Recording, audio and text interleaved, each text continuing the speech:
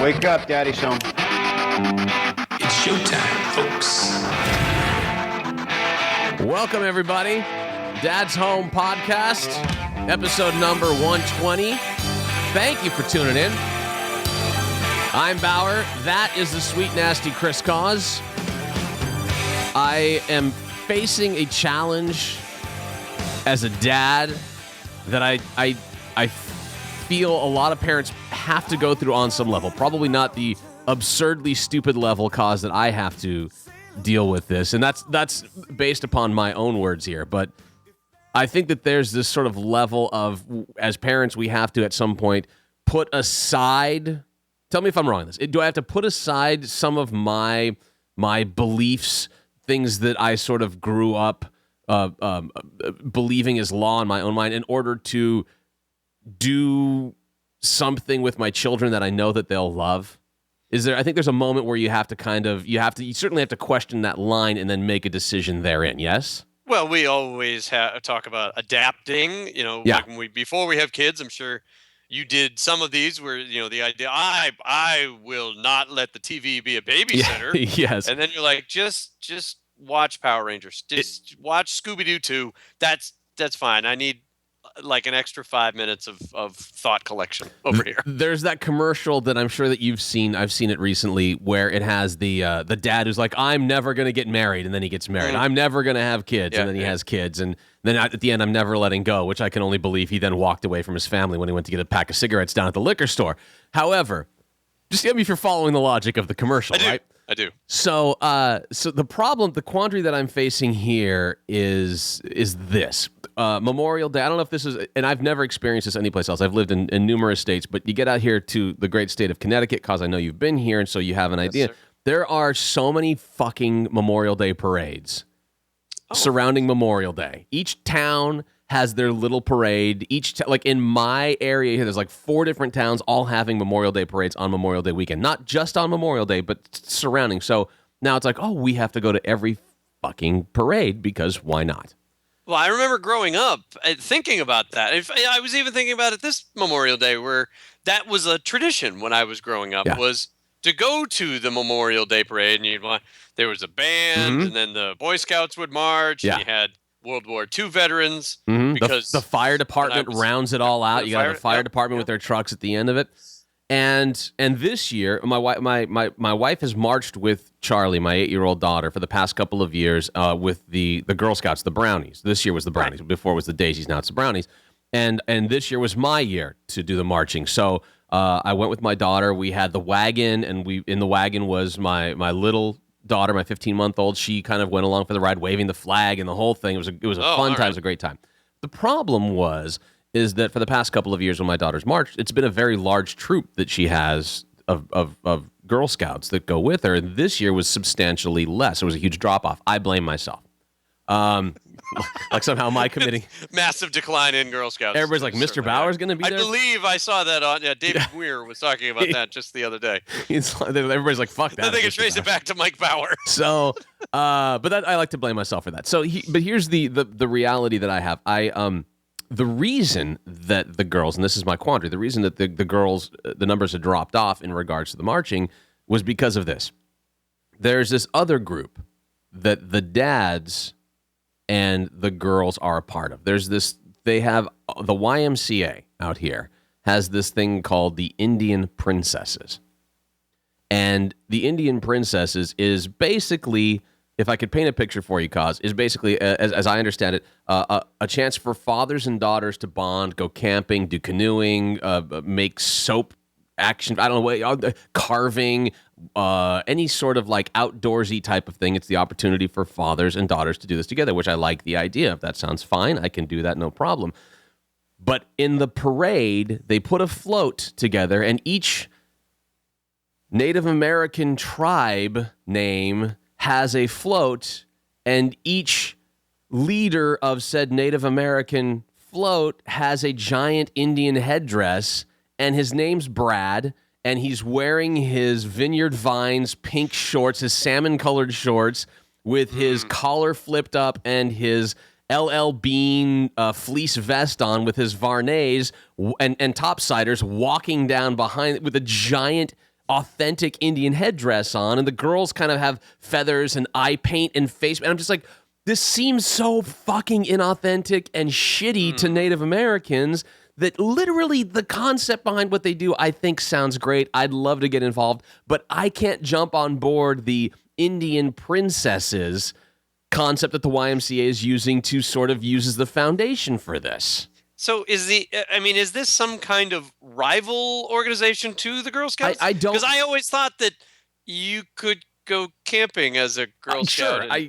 Now listen, soap carving and all the rest. I thought that actually was, in between cookie sales was what the Girl Scouts did. You'd think. I would.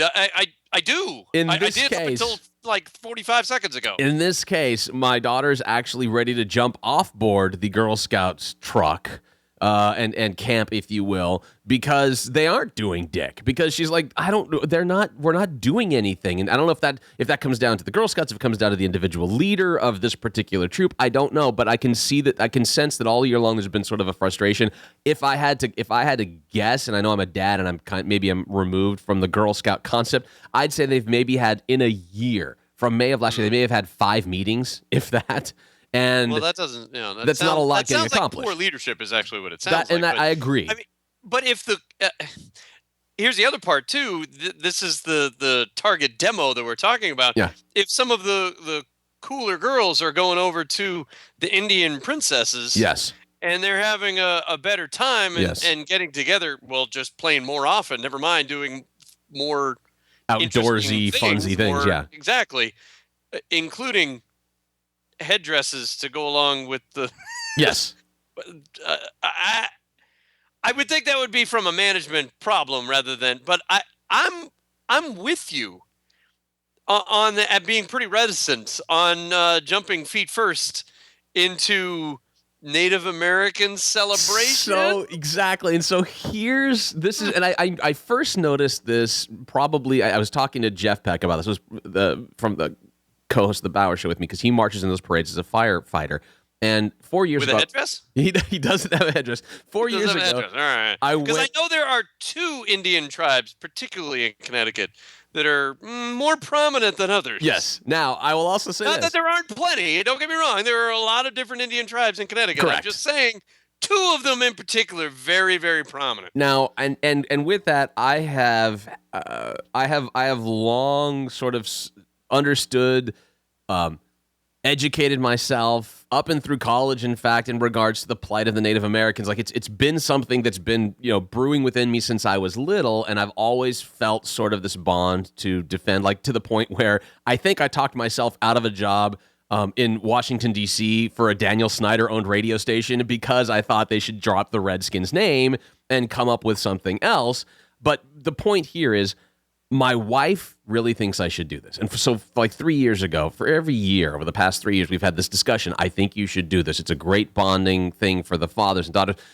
As she talks more and more with the moms talk about what a great community they have there with the Indian princesses and what goes on and all of those elements. And I said, I get that. If they could just change the name, then I think...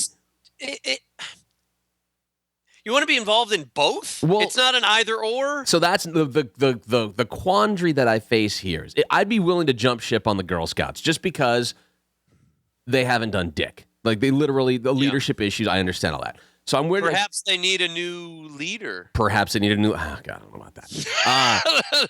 Perhaps you're picking up what I'm putting down. I hear what you're saying. Perhaps you're picking up the Samoa I'm putting down. The thin mint that you are dropping in front of me.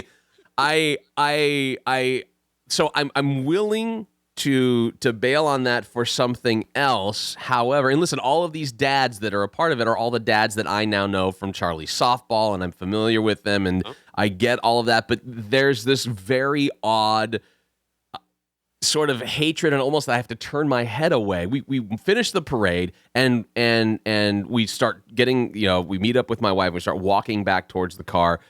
Down alongside the parade route, and that's when the Indian princesses floats start coming up. Each one of the names of the Indian tribes that they've chosen, which, by the way, don't seem to be in Connecticut exclusively.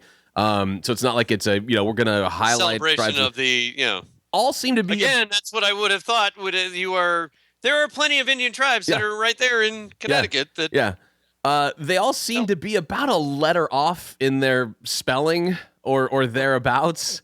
And I then, would imagine you might even get a couple of them that might even donate. And they might have some extra coin. And by the way, some extra wampum. If I mean, they would certainly have the casinos. I would also say this: not a single lighter than a not a single darker than a sunburned person on any of these floats. Like there's not a representation on any level of actual Native Americans. They're all, it's Brad and his daughter Haley, and they pulled up in their Land Rover, and then he put his headdress on, authentic headdress, pulled the headdress out to put on, and I couldn't tell you if he put the spandex sunglass holder over the Indian headdress in order to keep the headdress on, or if it was just to look cool with the varnays on. I'm not sure, but there was something that just screamed like I can't bear to look at this part of the parade because it seems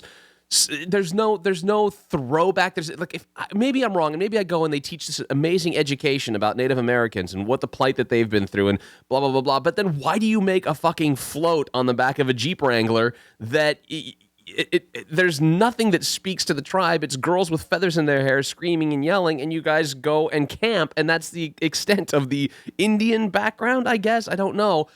So I'm stuck with this because now my daughter really wants to go. She wants to jump the Girl Scouts and go in there.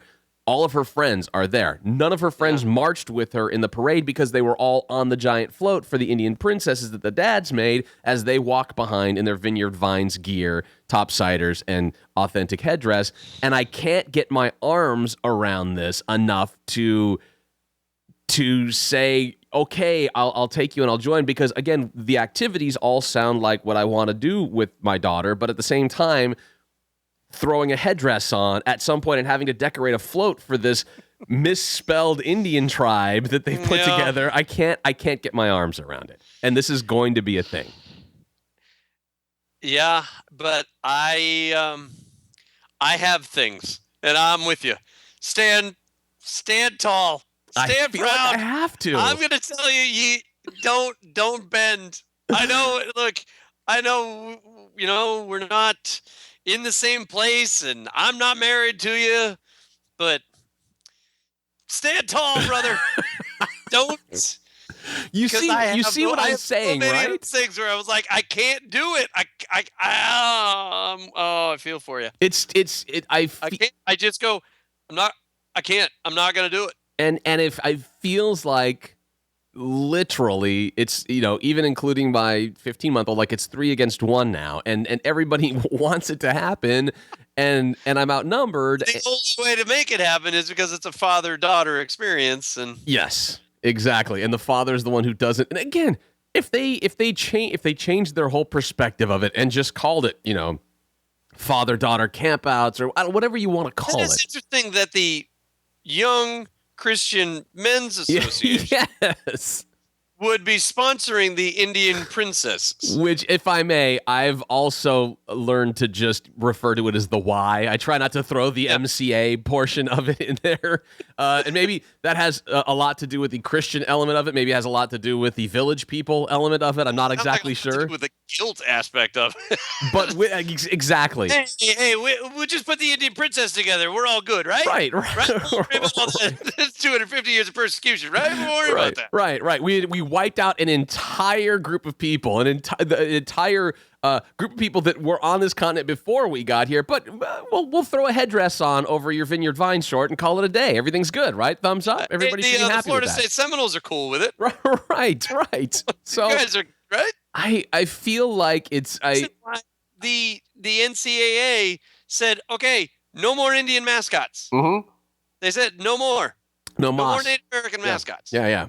There's a reason for that, and so I'm actually surprised that there would be something that would be called the Indian princesses. As am I. Now, Indian is not really the right term either. Exactly, and again, that if I had to find the most basic level, like the first thing that turns me off is the Indian part of Indian princesses, where I'm like, wait a minute, you guys are messing this all up. You guys haven't looked at history for a second. when I'm put in that situation, I always have to figure out, okay, what are your options? Yes. You got to sit back and say, okay, what are your options? Your options are cave, join the Indian princesses. Right. Yes. Your other option is B, currently go with the status quo. Yeah. Which nobody's currently happy with. Correct. C really is take over the Girl Scouts, have more meetings, make the Girl Scouts cooler, so then you can attract more people and Charlie's friends. And then it gets you to go, look, I'm trying. This is a principal issue, and we can go and make all those same adventures. We can do better adventures with Girl Scouts, but unfortunately, that would involve you grabbing those tag-alongs by the ears. It most certainly. I know the worst part is they don't even call it cookies these anymore. No, it drives you crazy. It's not. There you go. I don't want to hear that, but those are your options. Those are the options. And so of those, like what sounds the most appealing? None. But or I don't know, get her into martial arts so she doesn't even see the Girl Scouts. I've tried. We've got piano, we've got violin coming up. I've talked about the martial arts. She sounded interesting, and then she doesn't interested, and then not. And I can't figure out. Kid. She's 8 years old. She flip flops on those things. But you see, maybe there's got to be some place that has like some kind of open house, come to a class, blah blah. Blah. And then if she actually does it, there might. Now, the other, I guess, a fourth option, and I'll just throw this out there, and this is, Jeff had mentioned this. He said, what's weird is, because he's marched in many parades in New Canaan and other Connecticut towns. He said, light the Y on fire? He didn't say do that. He also didn't say to just extinguish the entire population of the Indian princesses. But he did say, in New York, they don't do that. Like if he's marched in numerous parades, both on sort of that on the border of New York and Connecticut. He's marched in numerous parades in both states. It only happens in Connecticut. It doesn't happen in New York. The YMCA doesn't have this Indian princesses thing that, at least as far as marching in the parade goes, occurs there. He goes, I don't think they have them, period. He said, I talked to some of the firefighters because he remembers me getting all upset 4 years ago about the guy in the fleece sweater vest marching with the headdress down the center of town. And so he every year, he says, every year since then, since you've said that to me, every year I march in a parade, I see those people, I point them out to the firefighters. He goes, I've talked to conservative firefighters, liberal firefighters, and everybody's like, I can't believe that they're still doing this. I can't believe that this is something that's going on. But in the meantime, so I guess the fourth option is moving to New York. The fifth option yep, that's okay. Is I don't know. I guess it would also technically probably involve having to move, but could I make a stink about the Indian princess name? Could I make a stink about like on some level, this, go to the national YMCA? Do I drop an editorial in the local newspaper about how I can't stand to watch that part of the parade? And then all of a sudden, I don't think that's going to help. Everybody else. I don't think it'll enjoy what happens after I was going to say, then I'm almost forced to move at that point, and my daughter won't be happy because I will have offended all of her friends. Yeah, I wouldn't consider that an option. Maybe the national chapter of the YMCA to be like, maybe behind the scenes, a little more work rather than public shaming. And so a part of me, and this is where I'm teetering right now. Part of me feels like maybe I should. And I'm not saying that this is a cave, but maybe the agreement is I'll go see what the meetings are like. I'll go see what they're actually doing there. If I'm missing something that just I don't notice because of the ridiculousness that I see from the parades. And do you know what it ends with? No. You know what it ends with. Joining? You absolutely know what it ends with. It ends with you wearing a headdress down Main Street. That's what it ends with. I can't do that. Well, luckily, it's one you've made yourself. Oh, even better. Yeah. So now you had the step-by-step process of having to decorate yourself. Oh. A pride and ownership, as it were. And have because this is what I see, and then decorate floats where I have to have the girls in fake buckskin vests and putting feathers in their hair with a bit of face paint to go along with it. Oh, I can't do it. I just can't. Like I said, that's where it ends. You could dress it all up and parse it beforehand, but that's ultimately where it goes. And this is because we do lots of things like that. We do. Okay.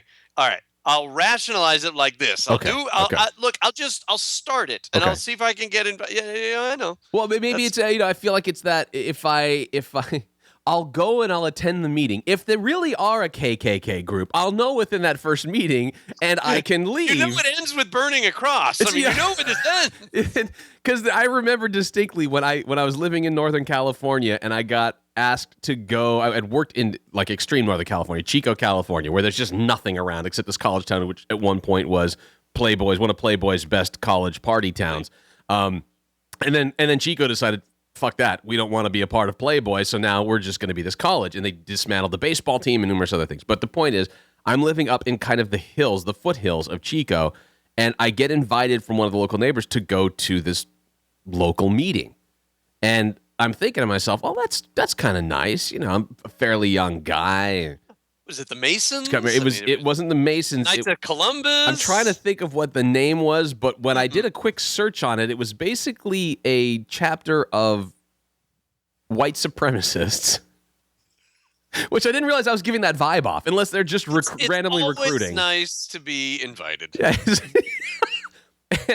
And I think I want to say, and this is the term I'm using, and I could be wrong on this, I think they were the clampers. I think is what they called them, was the clampers. Of course they were. And I remember... And that's with an N, right? Not an M?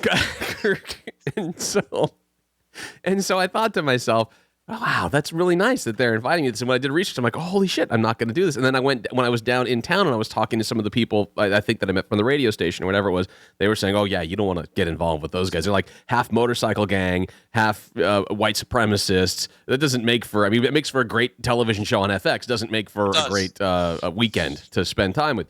So it's a terrible vacation spot. It's a terrible vacation spot.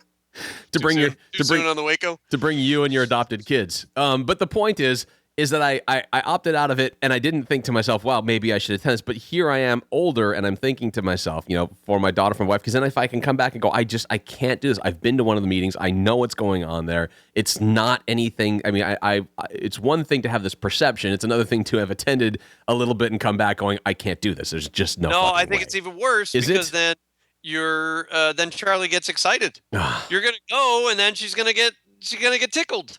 She's gonna think, and now you got to take her out of it. Is what's happening in her mind. Yeah, I'm right on that. I do, and yet I can't. I don't. I'm not sure. I can't, and it's not even one of those things that I can just go, all right, well, we're gonna go do as a family some of those things that they're accomplishing there. We'll go kayaking. I've got no problem with that. I'll go camping, but without the other girls, it's a whole thing. No. Yeah. You've got to make the Girl Scouts cooler. Oh my God. Hold on. Just realize what you're saying and who you're saying it to. Realize those words that just came out of your mouth. Well, think of it this way, or think of it another way. You have a tribal armband. I do have a tribal armband. So how much different is that than putting on a headdress? I think it's a great deal different. I think it's fucking different. Oh my God. I wanted to go a completely different direction. Have you had anything like, do you have quandaries like this in your life, Mr. Cause? Every once in a while, like a TV show will come on, and I'll be like, I can't. For the longest time, I said, look, Imagination Movers is just not going to happen. I can't, because I can't figure out which one I hate more. The guy with the long hair. It's the guy with the long hair. Go, oh no, I hate you. No, it's you. I think you despise the guy with the long hair the most. The long hair and the weird glasses. That's the one I think you dislike. Although I will say, Warehouse Mouse in and of itself. Him and the hat. Yeah. One with not the straw hat, but the baseball cap. Yeah. The guy who created it is like the drummer. I actually didn't have as much of a problem with him. The guy with the straw hat, less of a problem. But again, the fact that I'm describing you means that, again, I relented. Yeah, eventually that just gets overtaken. Yes. And then it goes away, and then you're fine. So then you realize that maybe these things just go away. Yeah. Over time. And the more you dig in your heels, the more they have a tendency to want them. it really does happen that way. You know, I said, look, I can't put the Fred 2 on. Yeah. I can't. The Fred I can't handle it. And there Right. he is watching Fred, and then eventually you find something else. You know, every time I see the two goofballs in the Power Rangers, Yeah. I'm like, they fill out their taxes. Yeah. They put actor on the bottom of that, and Oh, that dear offends God. me. Yes. And As an yet- actor, so then that again, definitely is offensive. Yeah, I can understand that. that goes away. And, you know, it gets mixed up. There's other things. So I suppose from a principled standpoint, every single one of those things on TV, I've had to relent on. But that's certainly a little bit different than having to go to all the. I mean, one of the quandaries I'm going through right now, which is far less principled than yours, Yeah. is what to feed my son for lunch. Ooh. It's a Just- super practical problem. Just today or in general? In general, because we had settled into a nice groove. He liked the Lunchables. Okay. Which again I was kind of opposed to from a principled standpoint, but if he's not going to eat other things, and that is something that he will eat, as long as he has something that he will eat, that's the thing. And then it got to a point where all he would do is basically just eat the candy out of it. And I was like, well, that's not very good. That's not. And he eventually has now said that he's tired of Lunchables. No. And you go, well, I understand. And you can burn out on him. Sure, certainly. Well, what do you want? And, you know, last year he's in kindergarten. They said you cannot bring peanut butter and jelly sandwiches. Correct. One of the kids in his class, peanut allergy. They will serve a peanut butter and jelly sandwich at hot lunch as an alternative to hot lunch, but you can't bring one. Bring one. Yeah. I would love to have somebody explain that to me. I'm confused by that as well, because and I think I've mentioned this to you before, every single year before school starts at Charlie's school here, she's going to be graduating second, going into third grade. Every single year we get the do's and don'ts, the rules, the regulations, and one of them includes do not send your kids to school with a peanut butter and jelly sandwich. However, at about the halfway point of the year, we start to hear, oh, no, Mom and Dad, you can bring a peanut butter and jelly sandwich. So-and-so brings it all the time. So-and-so brought it. Yeah, exactly. Thank you very much. And that they've set up in the cafeteria a table for nut allergy survivors. I call them nut allergy survivors. And we're not making light. For No. those kids who have a nut allergy, Yeah. it's very, very, and the parents, it's very, very serious. 100%. Yeah. And it's weird because growing up, did you know anybody with nut allergy? I can't say that I did. It was probably around high school that I realized that somebody at my school was carrying an EpiPen or something along those lines because of it. But even then, it wasn't like you can't eat. They had you could go to my campus. I had a giant high school campus with 4,000 students. It was a junior college campus that they made, and then they turned it into this high school for everybody. So I'm like the exact opposite. Okay. So that's So we had technically 4 different parts of the school. They called them the quads, and each of the 4 quads had snack machines, and each of the snack machines had a vast selection of different types of nuts that you can get from there. So there was never any concern about nuts or not getting nuts any place in my high school. I can't even remember it being a topic. No. So there's got to be something about our society in the last 30 years that has become, that is a part of our society. Correct. But that's a topic for another time, especially if we had some kind of food scientist on. Yes, you know what? I want to keep an eye out for that. It's good prepping right there. But so I don't understand why you could sell it and they could buy it there as a part of the lunch that you put on the account ahead of time. Because he would tell me at different times, oh, well, did you like, he said he wanted to have chicken nuggets or whatever it was at hot lunch. Okay, great. Okay, well, did you like the chicken nuggets? No, I had a peanut butter and jelly sandwich. Well, how in the did you get a peanut butter and jelly sandwich? Do they? Here's my imagination: is when they order their peanut butter and jelly sandwich as the alternative there at lunch. Then the teachers go, okay, great. Here's your peanut butter and jelly. Now follow me, and then they walk them down into a darkened basement, and everybody has to eat down there. Like everybody who's eating the peanut butter and jelly is in solitary on some level to isolate them from the rest of the kids. He didn't say that he had to eat it in the hole. He didn't. There was never it's so hard to see because it's so dark down there, Dad. And then they make me come out of a contamination shower before I can hang out with the rest of the kids in school. He didn't tell me that they were faux nuts. A faux nut butter and jelly. It was a peanut and butter and jelly sandwich. It's very weird, and I the hypocrisy there as well. With you can't bring sweets for kids' birthday parties. Like I can't bring cupcakes or cakes or any of that kind of cookies. I can't make it.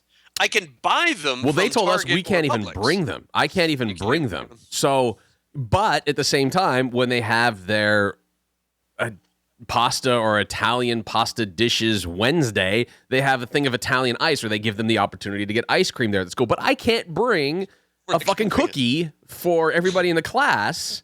Yeah. On for my his daughter's birthday. I couldn't just buy cupcake mix and make cupcakes for everybody. Right. No, I've got to buy them from Target or Publix or whatever grocery store around here, and then I can bring those. Yeah. Somehow those have been vetted and sanctioned, again, another commentary on our society. I'm not sure.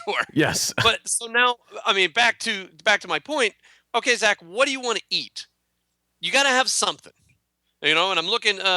Beef and cheese macaroni. Yeah. Was the option. I was like, all right, well that's not on the table. Right. And so we've gotten him around to at least having like some deli meat, some ham, some salami. He likes that. Good. He likes them on like the little crescent rolls. Okay.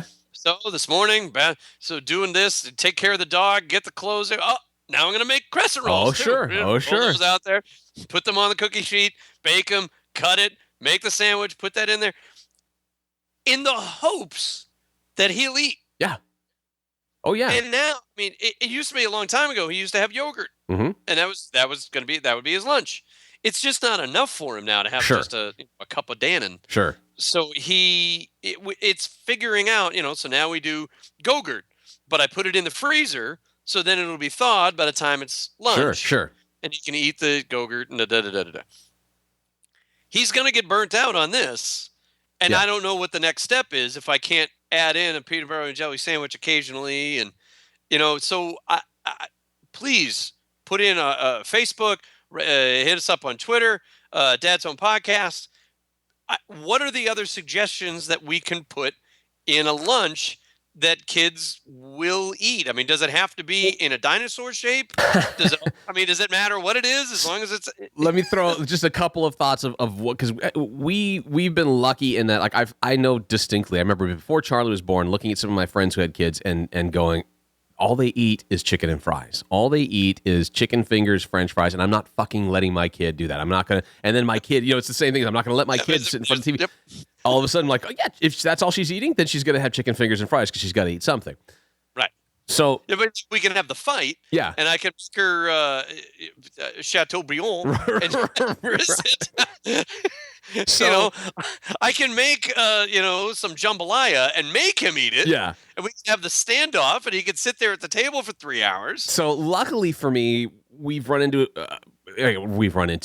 lucky in that Charlie has sort of opened up her palate to things and has sort of kind of, in addition to peanut butter and jelly sandwiches, which I'm sure she'll dine on all summer long because she hasn't had many at school. But one of the things we found, we purchased, I want to say it was like at Williams-Sonoma or something, they had, looks like a cookie cutter, heart-shaped, that you can cut the sandwich bread into. They have all these little shapes that you can buy these cutters and cut them in, and maybe, while it's not a dinosaur, maybe there is a fucking Tyrannosaurus Rex. I have no idea. Like, you can make the full sandwich, and then it cuts them into 2 brontosauruses. Oh, see, okay. Yeah. So I've seen one of those. Yeah. I've done that, but you're right. That's a token thing every once in a while to have, but it's certainly not something you want to do all the time. We've found there are some things that Charlie loves to eat, like she loves ravioli or a tortellini that I'll boil up in the morning while we're making breakfast. She's got that Italian blood. What I'm talking about. So she just wants that tossed with a little butter. I'll put a little Parmesan cheese on it, throw it into a thermos for her in her lunchbox. Boom, she's ready to go. And I can do that with either the ravioli or the tortellini. I can. The other thing and I haven't done this year, but I did it last year a couple times. And have no problem with that. But you heat up. You take the thermos. You put just scalding hot water in it in the morning. Put the lid on it. Let it warm up. Then you start making the tortellini in addition to everything else. Just before she leaves, you pour out the scalding hot water. Pour the tortellini in. It should keep it nice and warm by the time lunch rolls around. And she's good with that. And even for the slight bit of heat that it loses over that time frame, it's still good for her, and she'll clean that whole thing out. It'll be done. And then with that, we give things like we'll throw in. We're gonna give you a couple of Girl Scout Thin Mint cookies, but in return for that, you've got to finish your yogurt or your carrots or whatever it is that we're putting in there that you're gonna have with your meal. And with that, she likes turkey sandwiches, relatively light mayonnaise, just kind of plain on that level, but she'll eat those. We've got sort of a range therein. She used to love IKEA has their meatballs. And sure they do. So yes, they do. We get the frozen bag of meatballs from IKEA, take it home, nuke that in the microwave, put them into a thermos. Boom, she's ready to go on that level too, without any of the gravy, just the heated meatballs. She loves that aspect of it, and those are just a couple of things that I've seen that seem to work for her that I think are somewhat helpful. All right. I don't know if those would work in the case of that cause. He digs just general meatballs. I guess I didn't think of having any kind of hot preparedness or like carryover. But just like the idea that I'm putting the Go-Gurt in the freezer. Yeah. Why wouldn't I, one versus the other? All right. Yeah, and those start seem to going work. to, like, it'll be summer camp, and he's going to go to the martial arts summer camp, and you've got to bring every single day. Sure. That's a brown bag deal as well. There's no option on hot lunch. So, he'd eat pizza for dinner every single night, but I don't think he's eating the cold pizza. Right, and that's the same thing. Like I can't get Charlie. Charlie will eat pizza the next day if I heat it up for her at home, but she's not going to eat the cold pizza at school. That said, I guess at least at her school, she's talked about how she can go to one of the teachers there and say, can you put this in the microwave for me for 30 seconds, and they'll nuke it in the lunch area for her, and then come back out with a piping hot bowl of tortellini. So a piping hot bowl of a different problem. Of something completely different.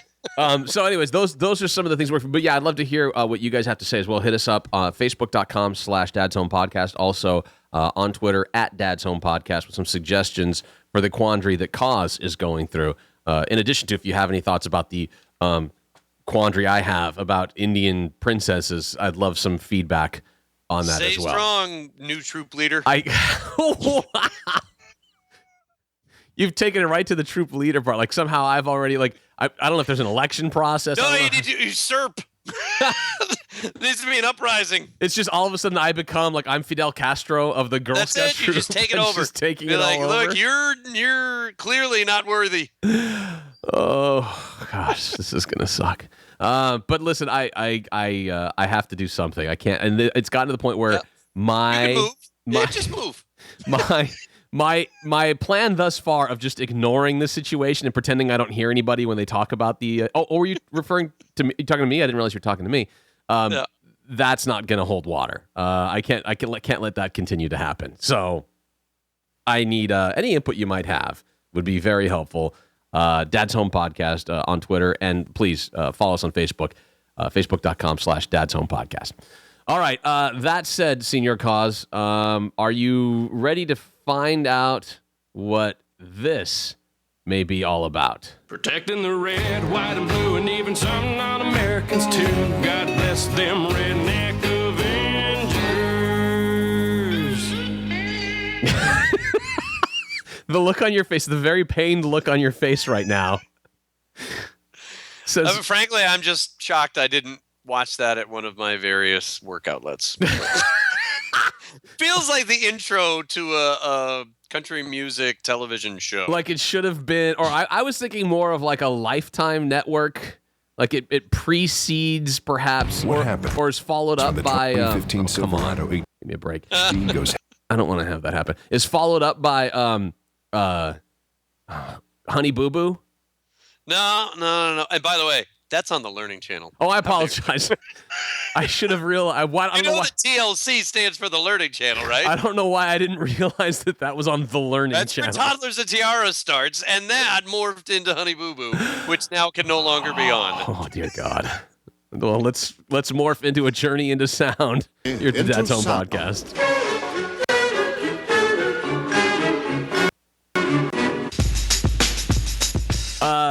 Cause this is actually a little bit cooler, I think, than the way it appears. Protecting the red, white, and blue, and even some non-Americans too. God bless them redneck Avengers. This is the first time that I've ever come across this. This is where the folks at Bad Lip Reading on YouTube have taken the Avengers and done a bad lip reading in hillbilly redneck style, but it's the first time I've ever heard an intro to it. Like, they recently did one for Game of Thrones that was absolutely amazing. All right, I'll have to look into that. That is the bad lip reading is pretty funny. It's really funny. I've seen that so many times on the football front. Yes. Now, it's going to be difficult because I'm going to give up football. Oh. Well, of course, I understand that. What you feel as though I'm burying the lead here a little bit, but I just give up on the NFL altogether. I will just take you at your word there and say I guess I understand. That said, the Redneck Avengers. This is not the Ultron Avengers. This is the original one, the one beforehand.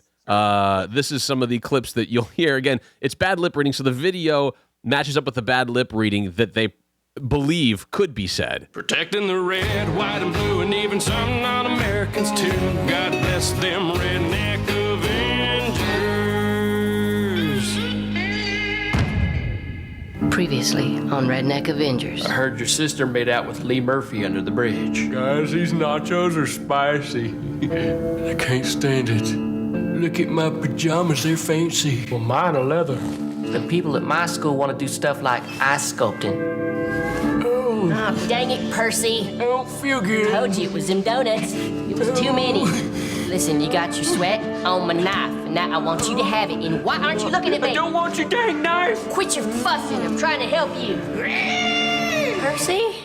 Ooh, why didn't that taste right? Don't you like pig?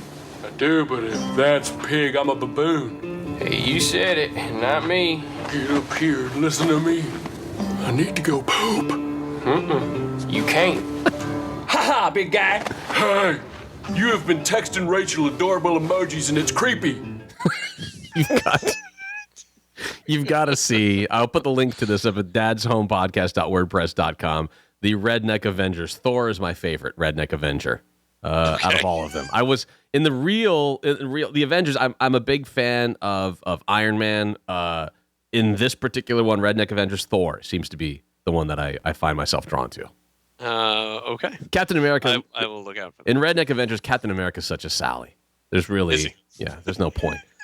Have you seen the new Avengers? I have not. I wish to. I want to. But of course, I do have the most recent edition of Esquire magazine with Jason Statham on the front, and he is in a comedy with Melissa McCarthy called Spy. That I will make sure that I go see to keep up my streak of not missing any Jason Statham movies on the big screen, and then I'll see the Avengers: Age of Ultron. I was just watching Crank the other day. Oh yeah, the first one though, right? Not the first one. I did see Kim and I went to go see Mad Max on date night this past weekend. Oh, that's very nice. A friend of mine drove one of the trucks. Is that right? Eduardo Marquez de Oliveira. See, little shout out to Eduardo, but yeah, he the crane. Yeah. He drove that more often than not. With the guitar player on the front of it, that one? I haven't seen it. But they had a great celebration. It was a great opening. And I saw that, and I thought, why can't they do stunt shows like that? Where you're like, that would be awesome for you. Like, especially the way that they've got all this stuff laid out. It was pretty amazing. But anyways, my point is, prior to the movie starting, there was a trailer for a brand new Transporter, which I think is Transporter 4,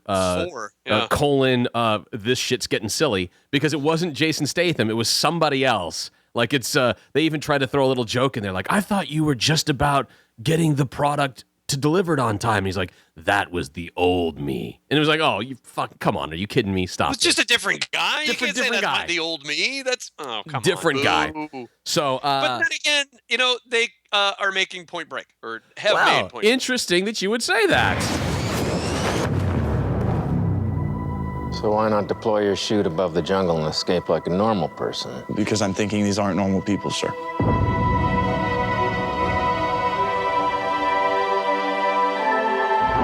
I believe that, like me, the people behind these robberies are extreme athletes, using their skills to disrupt the international financial markets. And they don't care who gets killed in the process.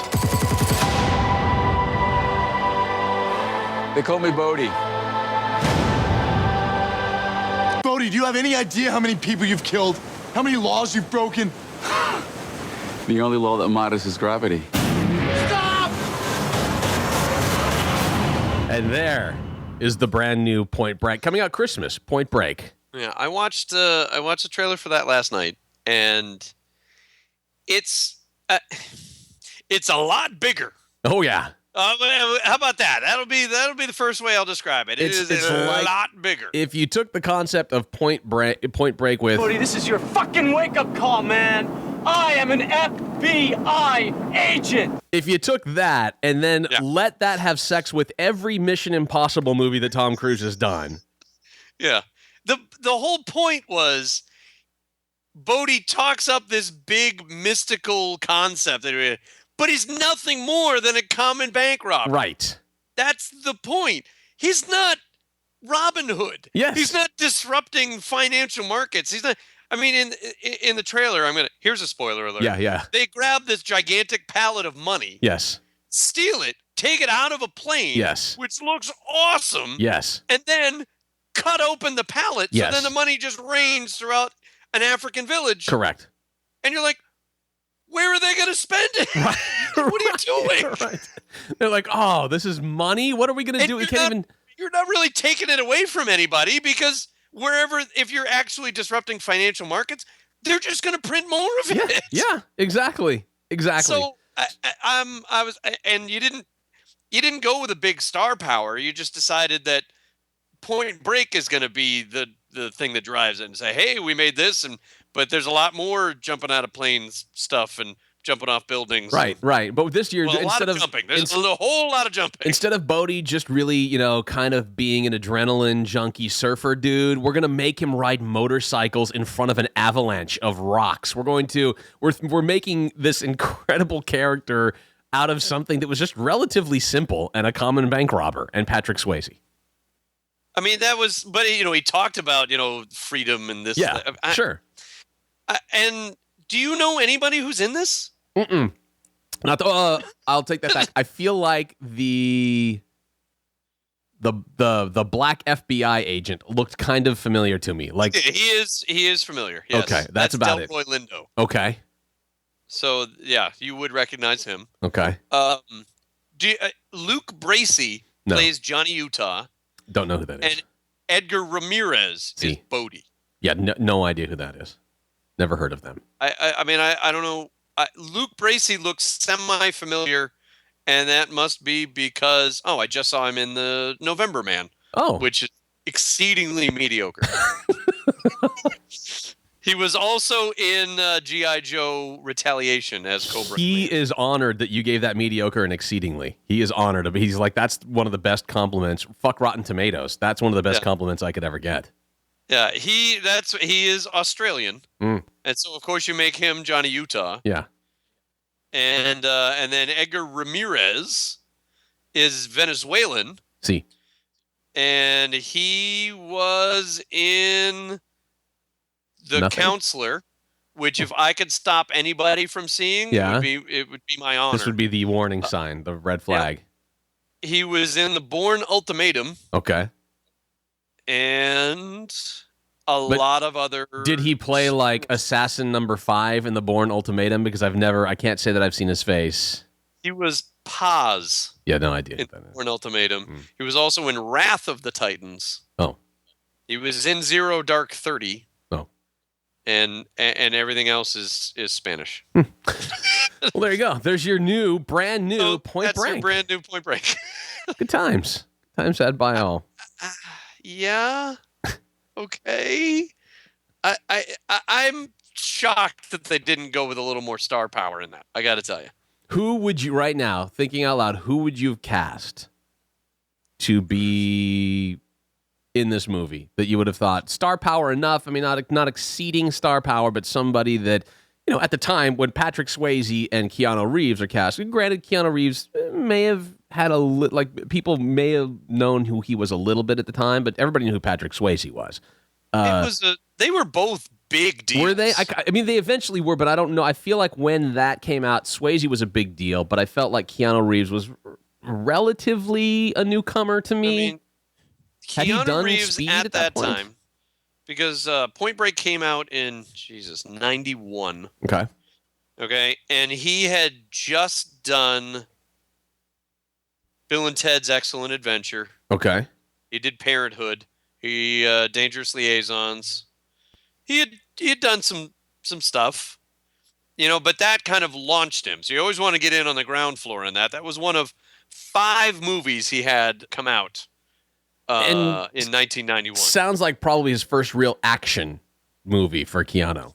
It was, and he went on to, I don't know, Johnny Mnemonic, Chain Reaction, Devil's Advocate, long before he got into the Matrix. I mean, that's do you believe 8 years before the Matrix? Oh my God. Or does it feel like 15? Right? Yeah, definitely 15. And I could go through Patrick Swayze, but sure, Patrick Swayze he actually gets second billing, believe it or not, on the poster for the original Point Break. Wow. But you wouldn't think that. But he's got Roadhouse, and he was Patrick Swayze. Yes, yeah. So who would you think at this point, if you're casting director Cause, who would you put into this movie that you think would make sense, that carries enough of the star power to make it maybe worth going to the theater to see at Christmas? Maybe not even. It may feel like because The Rock is in everything right now. Right. Like I'd want to put The Rock in there. Yeah. And I'd want to put maybe The Rock and Channing Tatum. Okay. But they already did the beginning of the G.I. Joe sequel. Yeah. So that might not, maybe people don't want to see that again. Right. At a time, Paul Walker would have actually been really good as the Keanu Reeves part, because I thought that they followed a similar path. I guess, I don't know. And just in nowadays, who's the Michael Fassbender? I could see him in frankly either one of those roles. It's like neither one of those roles.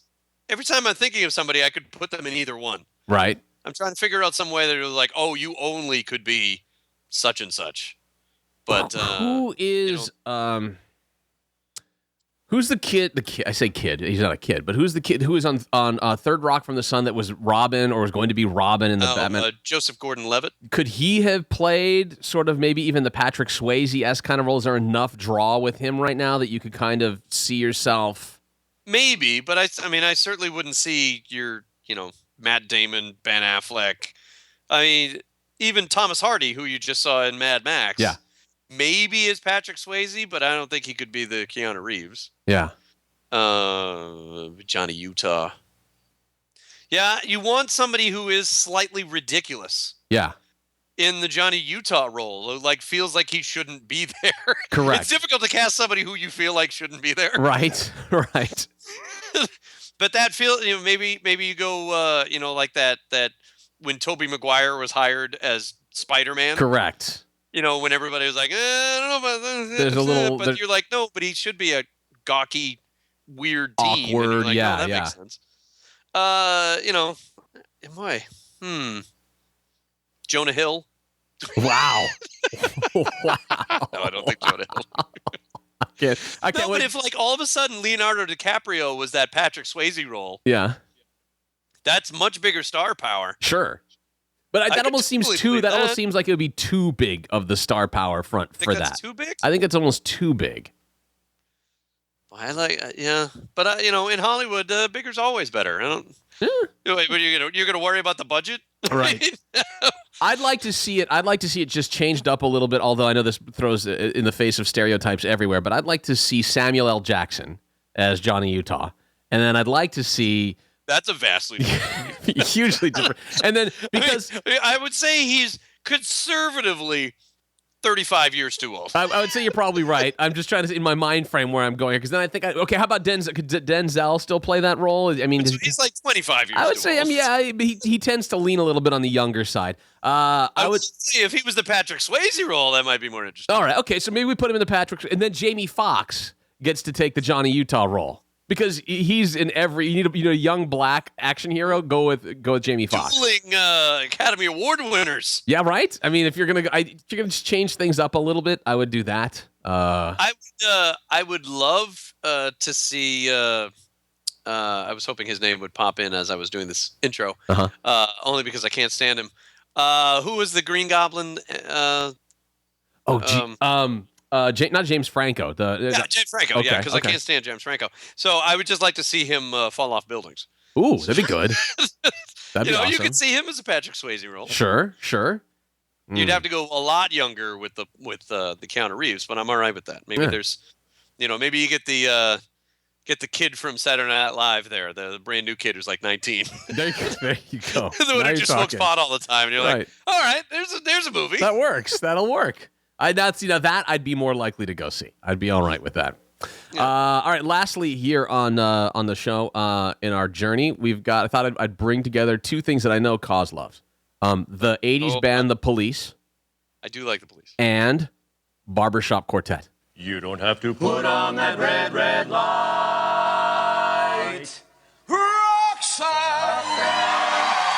You don't have to put on the red light, Roxanne. Those days are over. You don't have to sell your body to the night, Roxanne. You don't have to wear that dress tonight. Walk the streets for money. You don't care if it's wrong or if it's right, Roxanne. Put on the red light. Don't put on the red light. Don't put on the red light. Don't put on that red light. I loved you since I knew ya, Roxanne. I wouldn't talk down to ya, Roxanne. I have to tell you just how I feel. I won't share you with another boy.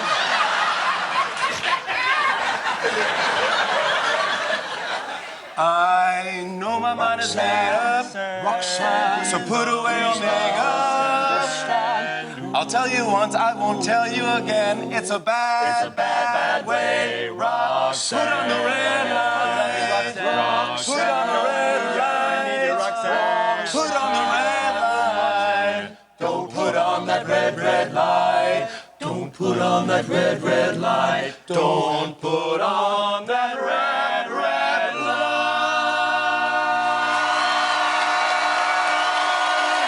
Jimmy Fallon actually with Sting involved in the Barbershop Quartet version of Roxanne.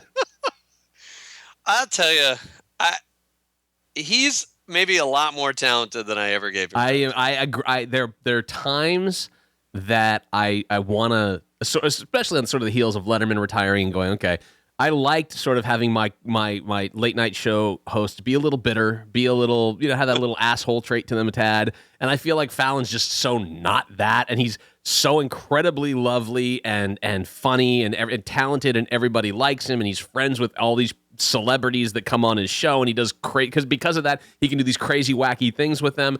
And I just have to admit that he's fucking good. He's good at what he does. I mean, you do that every single day. Where do you come up with the time to practice a Barbershop Quartet version of Roxanne with Sting? With Sting. And you have to be good. Yeah.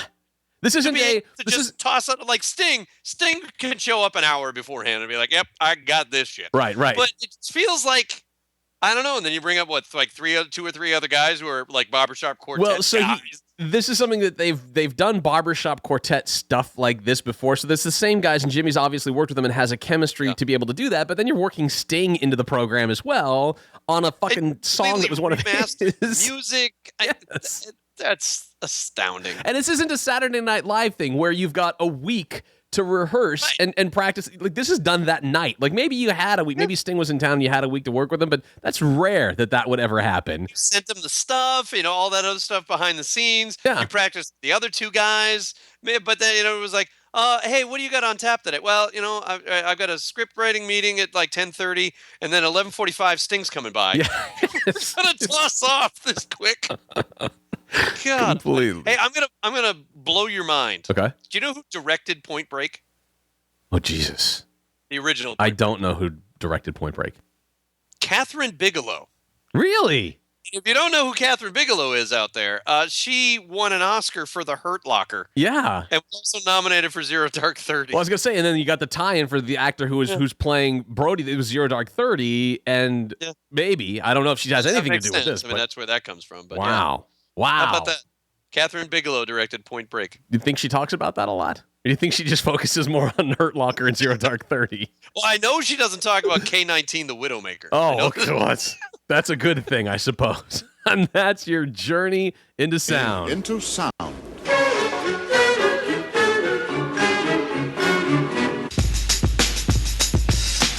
Well, please make sure you reach out to us with any thoughts for options for Kaz and Zach's lunch, as well as any thoughts on what to do with the Indian princesses and where I need to go forward on my taking over of the Girl Scouts. You know what you need to do. Uh-oh. So either way, there's not a part of me that any of this just is like, that fucking sounds great. Right now all of that sounds awesome. None of it. There's not a part of it.